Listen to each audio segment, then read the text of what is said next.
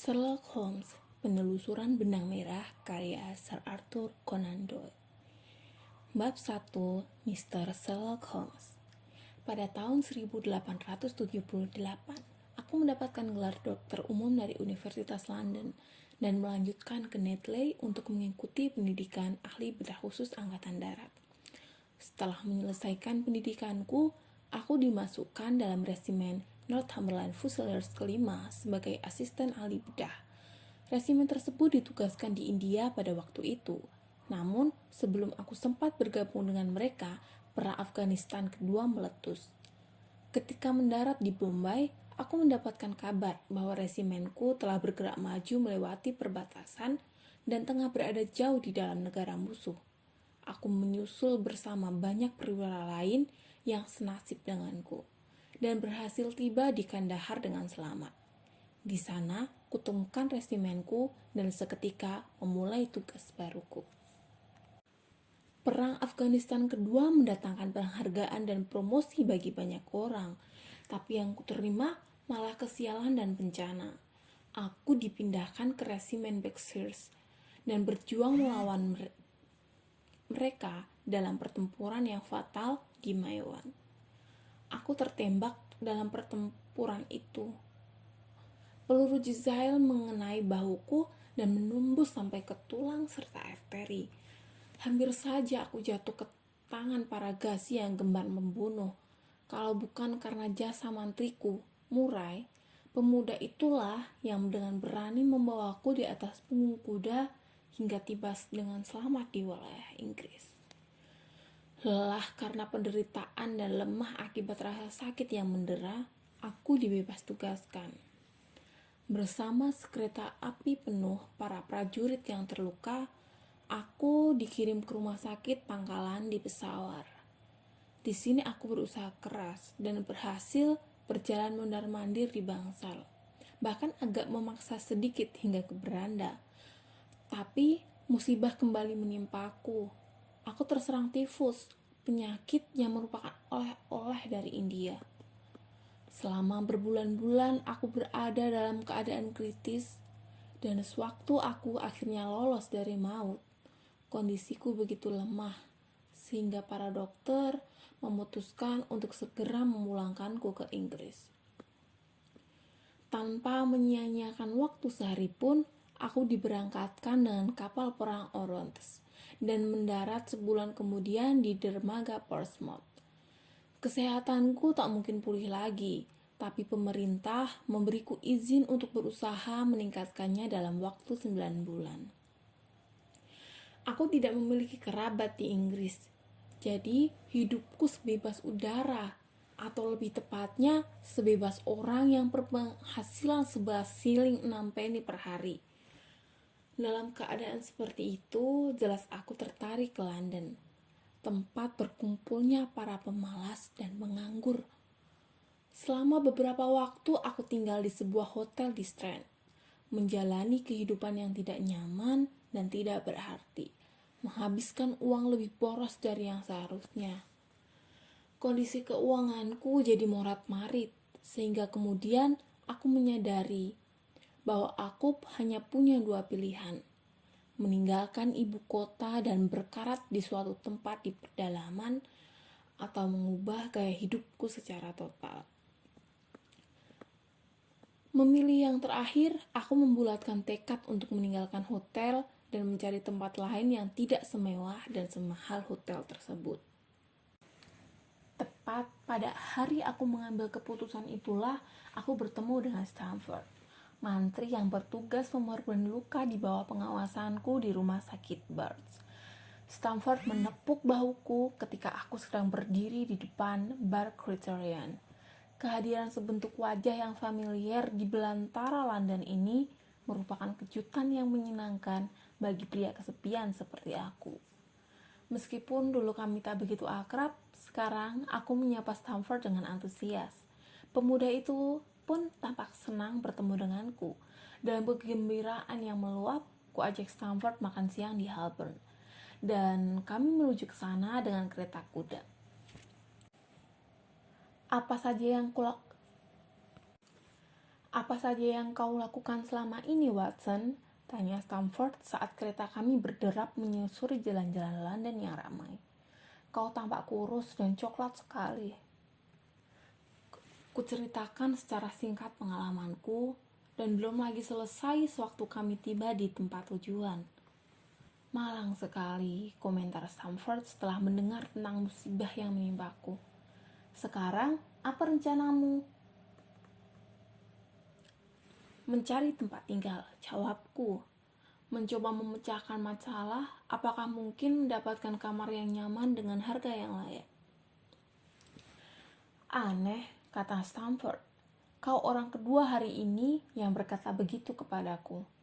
Siapa orang yang pertama? Tanyaku. Rekan kerjaku di laboratorium kimia di rumah sakit.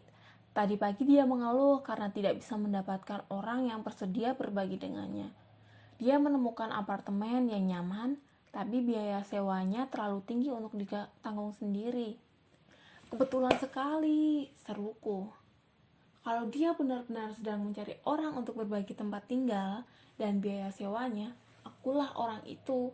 Aku lebih suka tinggal bersama teman daripada seorang diri. Stamford memandangku dengan ekspresi agak aneh dari balik gelas anggurnya. Kau belum mengenal Sherlock Holmes, katanya. Mungkin kau tidak ingin ditemani dirinya setiap saat. Kenapa? Ada apa dengannya? Oh, aku tidak mengatakan kalau ada apa-apa dengannya. Orangnya cukup baik. Hanya saja dia memiliki gagasan yang aneh-aneh. Dia menaruh perhatian besar terhadap beberapa cabang sains. Mahasiswa kedokteran mungkin, kataku. Tidak, aku tidak tahu apa tujuannya belajar. Dia mendalami anatomi dan sangat ahli di bidang kimia. Tapi sepanjang pengetahuanku, dia tidak pernah mengikuti pendidikan medis secara sistematik. Cara belajarnya aneh dan tak berketentuan. Namun, dia berhasil mengumpulkan banyak pengetahuan yang akan membuat para profesor terpana. Apa kau tak pernah bertanya untuk apa dia mempelajari semua itu? Tanyaku. Tidak, sebab dia orangnya agak tertutup. Meskipun dia bisa juga bicara panjang lebar kalau dia lagi mau. Aku ingin bertemu dengannya, kataku. Kalau aku harus berbagi tempat tinggal dengan seseorang, aku lebih suka memilih orang yang senang belajar dan memiliki kebiasaan-kebiasaan yang tenang. Aku belum cukup kuat untuk menghadapi keributan atau suara-suara keras. Selama di Afghanistan, kedua hal itu sudah terlalu banyak menderaku, sehingga rasanya aku tak ingin menjumpainya lagi sepanjang sisa hidupku. Bagaimana aku bisa bertemu dengan temanmu ini? Dia jelas ada di laboratorium, sahut Stamford. Orang itu memang aneh. Ada kalanya dia tidak muncul di laboratorium selama berminggu-minggu. Tetapi di saat yang lain dia bisa mendekam di sana dari pagi sampai malam. Kalau kau suka, kita bisa ke sana bersama-sama sesudah makan siang. Ya, terima kasih, jawabku. Dan percakapan pun beralih ke hal-hal lain. Saat menuju rumah sakit setelah meninggalkan Holborn, Stamford kembali menyinggung masalah Sherlock Holmes. Jangan salahkan aku jika kau tak cocok dengan Sherlock Holmes, Stamford memperingatkan. Aku sendiri tidak begitu dekat dengannya. Kami hanya sesekali bertemu di laboratorium. Kau yang mengatakan ingin berbagi tempat tinggal dengannya, jadi kelak jangan menuntut pertanggungjawabanku. Kalau ternyata kami tidak cocok, kami kan bisa berpisah, tukasku. Sebenarnya ada apa sih Stamford? Tanyaku sambil menatapnya tajam. Temperamen orang ini begitu payah, atau ada masalah lain? Ceritakan terus terang, jangan berbelit-belit. Tak mudah untuk mengungkapkan apa yang tak bisa diungkapkan, jawab Stamford sambil tertawa. Begini, bagiku Holmes itu terlalu ilmiah, bahkan cenderung berdarah dingin. Bisa kubayangkan dia memberi alkaloid tumbuhan terbaru kepada teman serumahnya, bukan karena niat jahat, tapi sekedar karena ingin tahu pengaruhnya. Supaya adil, aku harus mengatakan bahwa Holmes pun akan mengkonsumsi zat itu dengan kesiapan yang sama. Dia tampaknya begitu bernafsu untuk memperoleh pengetahuan yang jelas dan eksak. Memang seharusnya begitu. Iya, tapi mungkin Holmes terlalu berlebihan. Bayangkan saja, dia pernah memukuli mayat-mayat di kamar bedah dengan tongkat. Memukuli mayat? Iya, untuk melihat apakah memar masih akan timbul setelah kematian. Aku menyaksikan perbuatan Holmes itu dengan mata kepalaku sendiri. Dan kau mengatakan dia bukan mahasiswa kedokteran? Iya, hanya Tuhan yang tahu apa tujuannya mempelajari semua itu. Tapi kita sudah tiba dan kau bisa menentukan sendiri bagaimana kesanmu tentang dia. Saat Stamford berbicara, kereta kami berbelok ke sebuah jalan sempit dan melewati pintu samping kecil menuju salah satu sayap rumah sakit besar itu. Tempat ini telah ku kenal dan aku tidak memerlukan pemandu untuk berjalan menaiki tangga batu lalu menelusuri koridor panjang berdinding putih dengan pintu-pintu coklat pasir di kanan kirinya. Di dekat ujung koridor itu aku membelok ke lorong melengkung beratap rendah tempat laboratorium kimia terletak. Laboratorium itu penuh sesak oleh botol, baik yang berjajar rapi maupun yang tergeletak sembarangan. Meja-meja rendah dan lebar bertebaran dipenuhi tabung uji serta lampu-lampu bunsen kecil dengan api biru yang menari-nari. Hanya ada satu orang di dalam ruangan tersebut. Ia tengah membungkuk di meja seakan akan tenggelam dalam pekerjaannya. Mendengar suara langkah kami, orang itu berpaling dan menegakkan tubuh sambil berteriak gembira. Sudah kutemukan, teriaknya kepada temanku sambil berlari mendekati kami dengan membawa sebuah tabung uji. Aku sudah menemukan reagen yang hanya bereaksi oleh hemoglobin dan tidak oleh zat lain. Andai pun yang ditemukannya tambang emas, barangkali kegembiraan yang terpancar di wajah orang itu tak lebih hebat dari sekarang. Dr. Watson, Mr. Sherlock Holmes, Stamford memperkenalkan kami berdua. Apa kabar? Sapa Holmes riang. Menjabat tanganku kuat-kuat. Kau baru datang dari Afghanistan ya? Dari mana kau tahu? Tanyaku terkejut. Itu tidak penting, tugasnya, tergelak sendiri. Yang lebih penting adalah penemuan tentang hemoglobin ini. Kau tentu memahami artinya bagi umat manusia, bukan? Memang menarik dalam bidang kimia, jawabku. Tapi aku tidak melihat kegunaannya dalam kehidupan sehari-hari. Ya ampun, masa aku tak mengerti? Ini penemuan legal medis paling praktis yang pernah ada. Dengan reagen ini kita bisa memastikan apakah sebuah noda itu berasal dari darah atau bukan. Kemarilah. Holmes menarik kerah mantelku dengan penuh semangat dan menghelaku ke meja kerjanya. Kita membutuhkan darah segar, katanya sambil menusukkan sebatang jarum panjang ke jarinya. Dihisapnya darah yang keluar dengan pipet. Sekarang aku masukkan beberapa tetes darah ini ke dalam 1 liter air. Campuran yang dihasilkan tampak seperti air murni. Proporsi darahnya tidak mungkin lebih dari 1 dalam 1.000.000. Tapi aku tidak ragu bahwa kita akan mendapatkan reaksi karakteristiknya.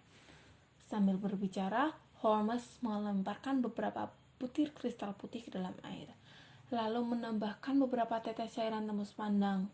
Seketika airnya berubah menjadi coklat keruh dan butir-butir debu kecoklatan mengumpul di bagian bawah toples kaca terus. Ha! Teriak Holmes sambil bertepuk tangan. Tampak sama gembiranya dengan anak kecil yang mendapatkan mainan baru. Bagaimana pendapatmu? Tes ini tampaknya cukup ampuh, kataku. Bagus. Tes Guayacum yang lama sangat kacau dan tidak pasti. Begitu pula dengan pemeriksaan mikroskopis sel-sel darah. Pemeriksaan mikroskopis tidak ada gunanya kalau darahnya sudah berusia beberapa jam. Sedangkan tesku ini tampaknya berfungsi dengan baik, entah darahnya masih baru atau lama. Seandainya tes ini diciptakan sejak dulu, ratusan orang yang sekarang berkeliaran bebas sudah pasti mendapatkan hukuman atas kejahatan mereka. Oh ya, gumamku. Pembuktian kasus-kasus kejahatan kan selalu bergantung pada satu hal. Apakah pada tersangka ditemukan darah korban, padahal seseorang mungkin baru disangka melakukan pembunuhan setelah pembunuhan itu lewat berbulan-bulan. Celana atau kemeja tersangka diperiksa dan ditemukan ada noda kecoklatan di sana. Tapi apakah itu noda darah, lumpur, karat, buah-buahan, atau apa? Pertanyaan ini membingungkan banyak pakar. Kau tahu apa sebabnya? Karena tidak ada tes yang bisa dipercaya. Sekarang kita memiliki tes Sherlock Holmes dan tidak akan ada kesulitan lagi. Mata pria itu berkicau-kicau.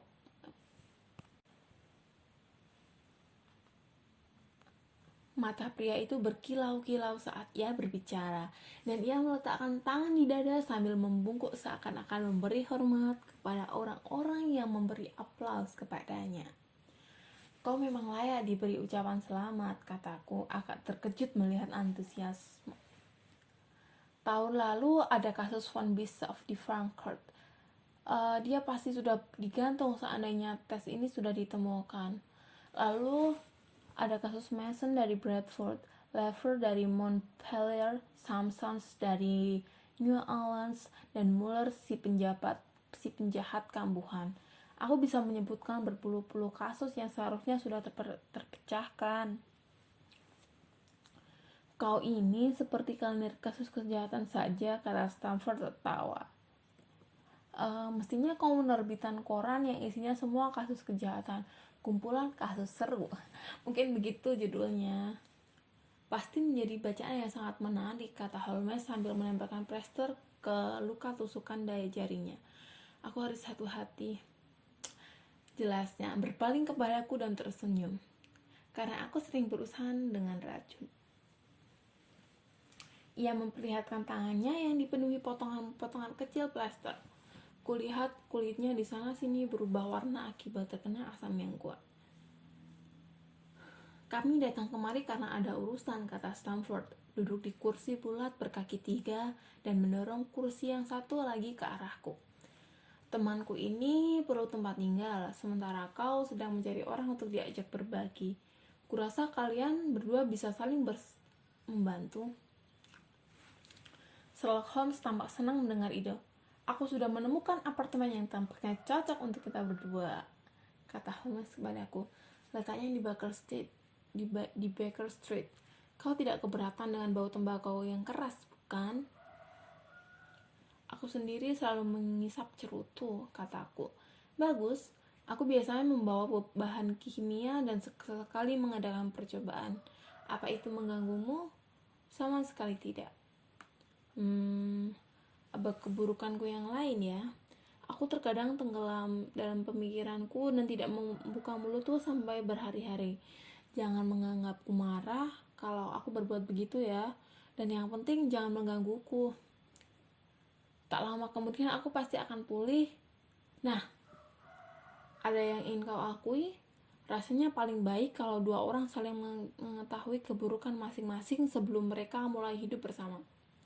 Aku tertawa karena pemeriksaan silang ini.